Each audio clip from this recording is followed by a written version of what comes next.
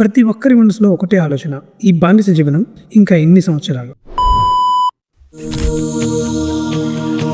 అసలు ఎందుకు daddy August 15న independence day అంటారు?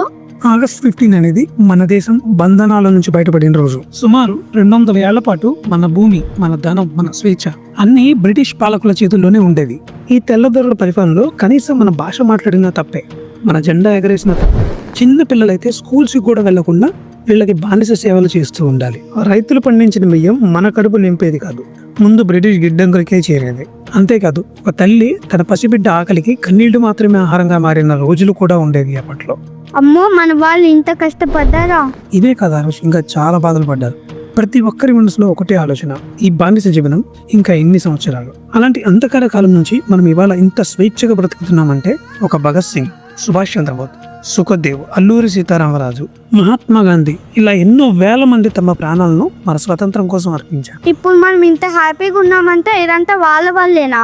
అవును హరుష్, అందుకే ఆగస్ట్ 15 అనేది మనకు కేవలం పండుగ మాత్రమే కాదు హరుష్, మన స్వేచ్ఛకు, మన గర్వానికి, మన త్యాగాల జ్ఞాపకానికి ప్రతీక. పెద్దగా చెప్పారు, వందే మాతరం. వందే మాతరం.